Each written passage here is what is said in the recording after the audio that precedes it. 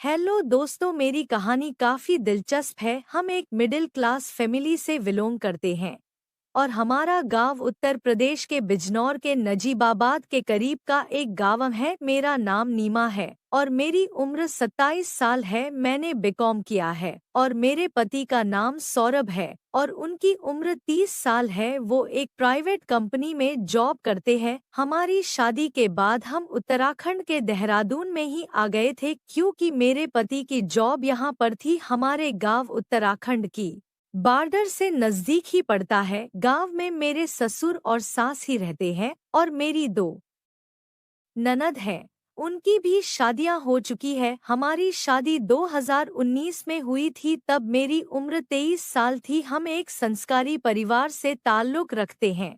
मेरा मायका उत्तर प्रदेश के मेरठ का एक गांव है। शादी के 6 महीने के बाद ही मैं और सौरभ देहरादून आ गए थे। शुरू शुरू में तो काफी अलग लग रहा था क्योंकि मैं गांव से थी, लेकिन कॉलेज शहर में जाती थी तो मुझे देहरादून शहर के माहौल में घुलने में टाइम नहीं लगा। हमारी लाइफ काफी अच्छी चल रही थी। मेरे पति सौरभ काफी रोमांटिक और रंगीन मिजाज थे। शादी के बाद हनीमून में कहीं बाहर जाने का टाइम नहीं मिला था, तो हमने देहरादून आने के बाद शादी के 2 साल बाद हनीमून के बहाने ही सही टूर पर जाने का प्लान बनाया। क्योंकि शादी के 3 महीने बाद कोरोना आ गया था, तो हमने 2021 में गोवा, लोनावला, खंडाला और महाबलेश्वर जाने का प्लान बनाया। टोटल 12 दिन के टूर पर हम निकल पड़े। पहले हमें गोवा में जाना था, वहां 5 दिन रुकने का प्लान था। गोवा पहुंचकर हम एक बड़े अच्छे अगोड़ा पैराडाइज रिसोर्ट में रुके। बहुत ही अच्छा रिसोर्ट था। शाम को हम बाजार घूमने निकले। उस वक्त मैंने जींस और ब्लैक टी शर्ट पहना था। गोवा में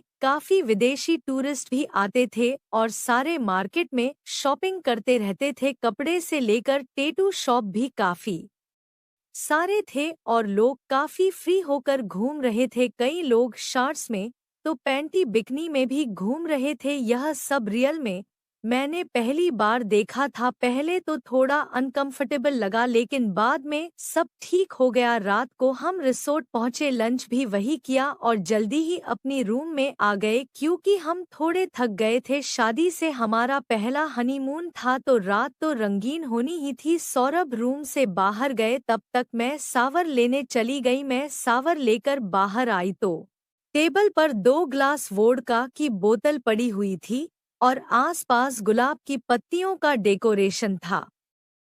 मैं पहले अल्कोहल नहीं पीती थी, लेकिन देहरादून आने के बाद सौरभ के साथ 3-4 बार ट्राई किया था, लेकिन वह भी 3-4 महीने में एक बार। घर पर ही मेरे बाहर आते ही सौरभ मुस्कुराए, मैं भी मुस्कुराई। मैंने सर टॉवल पहना था, अंदर कुछ भी नहीं पहना था। सौरभ ने सीधा ही मुझे खींच लिया और अपनी बाहों में जकड़ लिया और मुझे चूमने लगे। फिर हमने ड्रिंक बनाई और थोड़ी देर बातें करते हुए एंजॉय किया। हल्का नशा शुरू हो गया था। हम बातें कर रहे थे। वह बोले, अंदर कुछ कहना है या नहीं? मैंने कहा, नहीं, कुछ नहीं पहने। वह मुस्कुरा के बोले, यह गा है, यहाँ चलता है। फिर हम दोनों हंसने लगे। मैंने कहा, हाँ सही कहा, मार्केट में कई तो बिकनी पहनकर ही घूम रही थी। सौरभ मेरे सामने देख रहे थे और वह बोले, अच्छा फिर तूने क्यों जीन्स शर्ट पहनी थी? या सुनकर मैं दंग रह गई। नशा भी था, लेकिन सौरभ ने जो बोला उसे मेरी धड़कनें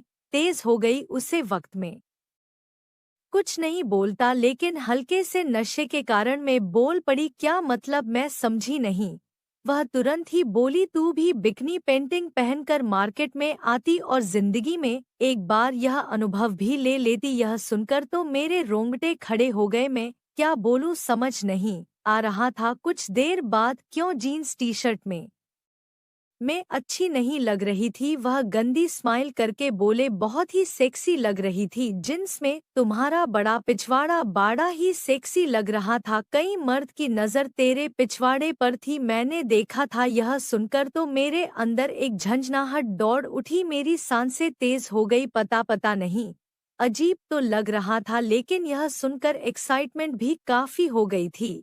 और पता नहीं नशे के कारण या और कुछ मेरे मुंह से निकल गया कि अच्छा तो मैं ब्रा पेंटी पहनी होती तो क्या होता, वह हंसने लगे और बोल तुझे ब्रा पेंटी में देख। सबके खड़े हो जाते और हंसने लगे। उनके यह शब्द से मेरे शरीर में जैसे कंपन सी छा गई। वह तुरंत बोल टॉवल निकालो, वे टू लकी हो, तुम्हें पूरा नंगा भी देख सकता हूँ। और फिर उसे रात सच में हनीमून मनाया हमने। दूसरे दूसरे दिन डूबा शावर के समय मेरे मन में पिछली रात की बातें आ रही थी जो सौरभ और मेरे बीच में बातें हुई थी।